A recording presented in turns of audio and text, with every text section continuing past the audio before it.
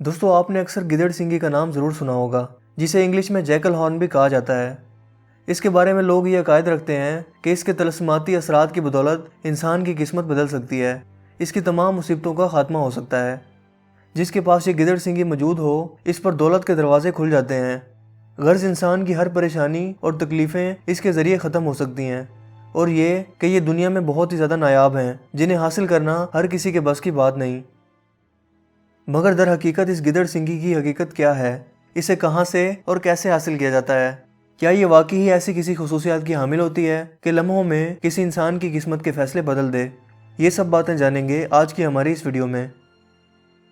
دوستو گدڑ سنگی کے بارے میں یہ روایات برصغیر پاک و ہند میں پائی جاتی تھیں، کیونکہ اس وقت لوگ بہت زیادہ توہم پرست اور من گھڑت عقائد پر یقین رکھتے تھے۔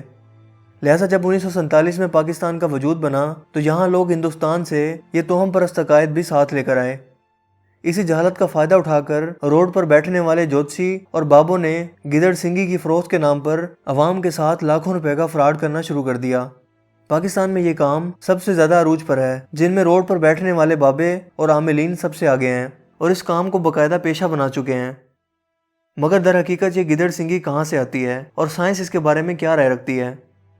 دراصل گدڑ سنگی گدڑ کے سر میں پائے جانے والا ایک چھوٹا سا سینگ ہوتا ہے، جو ایک ٹیومر کی صورت میں اس کے سر میں بڑھتا ہے اور ایک ابھار کی صورت میں نظر آتا ہے۔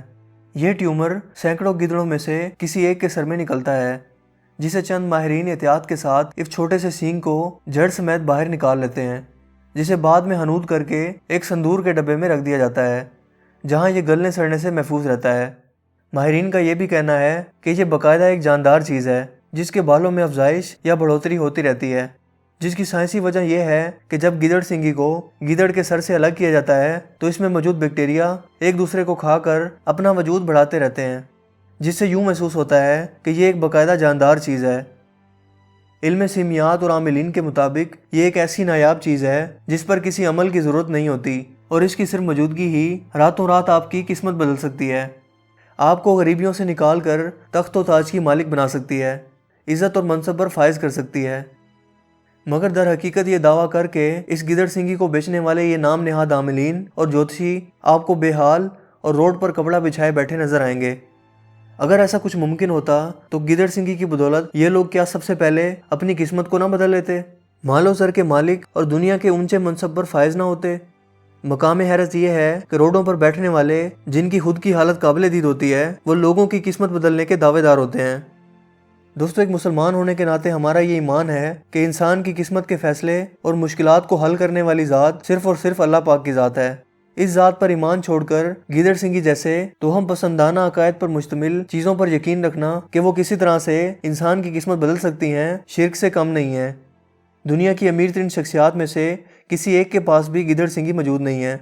ایسے عقائد رکھنے والے وہی لوگ ہیں جو محنت سے جی چرانے والے اور شارٹ کٹ کے چکروں میں پیسہ اور ایمان دونوں کا نقصان کر بیٹھتے ہیں۔ اللہ ہمارے ایمان کی حفاظت کرے اور ہمیں ایسے جاہلانہ اور مشرکانہ عقائد سے بچنے کی توفیق عطا فرمائے۔ دوستو یہ تو تھی گدڑ سنگی اور اس سے جڑے چند توہم پسندانہ عقائد کی حقیقت۔ مجھے امید ہے کہ آپ کو ہماری یہ چھوٹی سی کاوش ضرور پسند آئی ہوگی۔ اگر ویڈیو آپ کو پسند آیا ہو تو اپنی پسندیدگی کا اظہار اس ویڈیو کو لائک کر کے اور شیئر کر کے ضرور کیجیے گا۔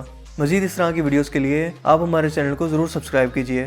چینل کو سبسکرائب کرنے کے بعد بیل کے آئیکن پر بھی ضرور کلک کیجیے، تاکہ اس طرح کی ہر نئی آنے والی ویڈیو کا نوٹیفیکیشن آپ کو سب سے پہلے مل سکے۔ آپ اپنی رائے کا اظہار کمنٹس میں بھی کر سکتے ہیں۔ میرا نام ہے حسیب شفقت اور آپ دیکھ رہے ہیں ہسی ٹی وی۔ میں ملوں گا آپ سے ایک نئی انٹرسٹنگ ویڈیو میں، تب تک کے لیے اپنا بہت سا خیال رکھیے گا۔ Thanks for watching. اللہ حافظ۔